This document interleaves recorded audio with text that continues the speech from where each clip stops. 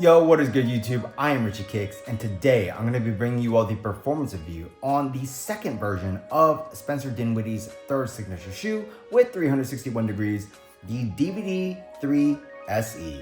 Before we get started, if you all enjoy sneaker content just like this, please do me a favor, hit that subscribe button down below and hit that bell notification button so you never miss another video just like this one.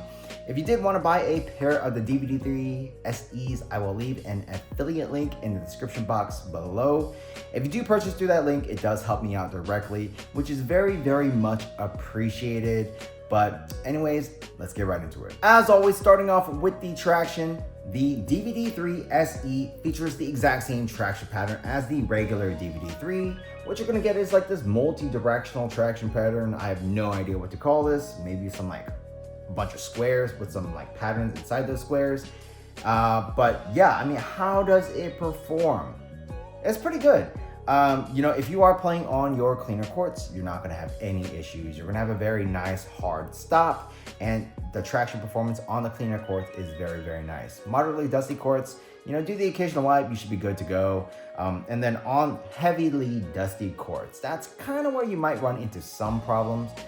This outsole does pick up dust, so you will have to wipe. And if you don't wipe, you might slide to a stop. So that's just something to keep in mind. But honestly, as long as you are keeping up with your wipes on those very dusty courts, you should have good stops. You just got to be a little consistent with the wiping, and then, you're good to go. So yeah, I mean, overall, I do think that the traction performance is pretty good. You just got to watch out and be, a little diligent with your wiping when it comes to those dustier courts. So moving on to the cushion setup, the DVD 3 SE features the exact same cushion setup as the regular DVD 3. So what you're gonna get is a half Energy X Plus or half Energy X and half Quick CQT. So in the back half of the shoe, pretty much the back half, you're gonna get a Energy X midsole, and then in the forefoot, you do have that that Quick CQT. And how does it feel? Honestly, it's the same as a DVD 3. The back half is not going to feel the best. You have this giant plastic container in here that's just fully caging the cushion, and it doesn't feel good. You just don't get a lot of impact protection. There's no compression. So I mean, just the back half of the shoe, especially the heel, doesn't feel great.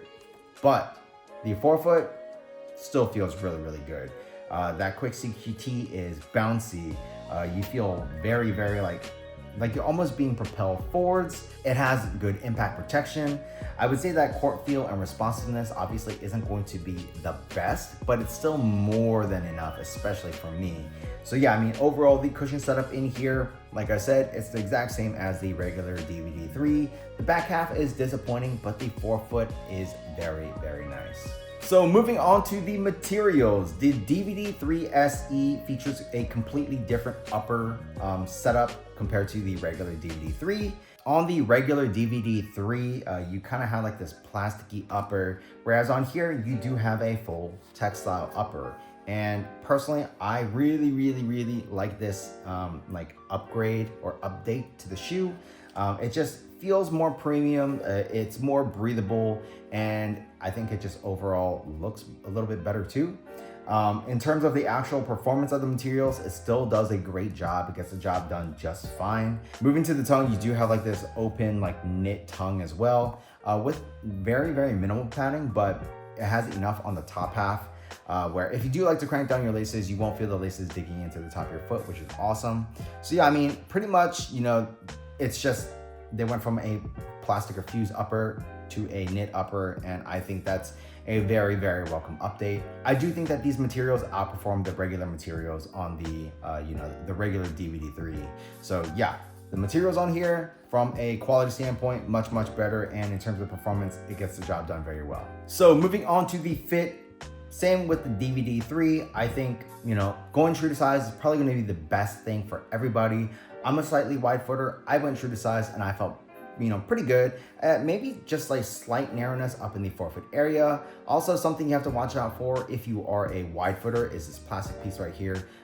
That's not gonna break in, right? So you might feel that little plastic piece digging into your foot. So if you have really wide feet, maybe go up a half size. Everyone else, I think going true to size is perfectly fine.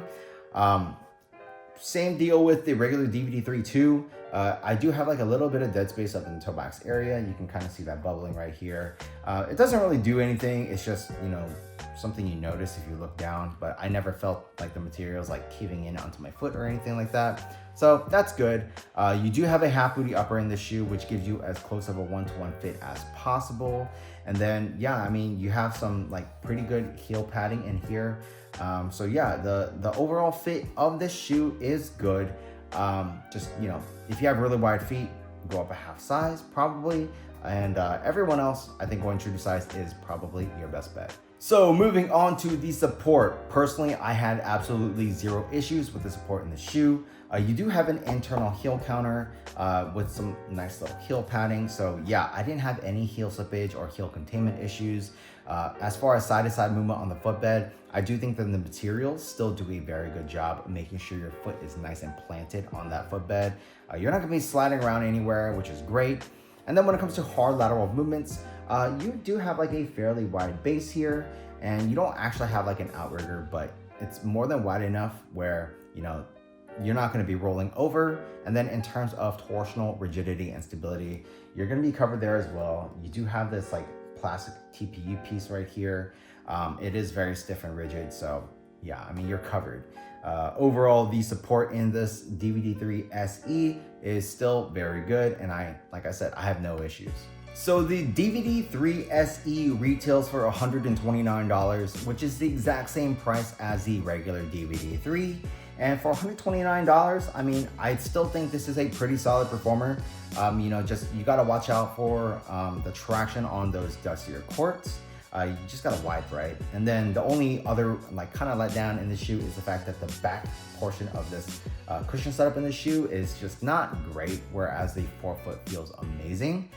So, I mean, yeah, DVD3 SE is still a pretty solid performer, and personally, I like the DVD3 SE more than the regular DVD3.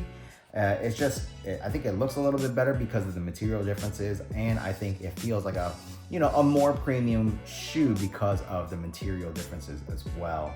So yeah, I mean, the fact that it costs the same price, it's a no-brainer for me. I'm gonna get the SE version over the regular version. So yeah, if you all did want to buy a pair of these, I'll leave an affiliate link in the description box below.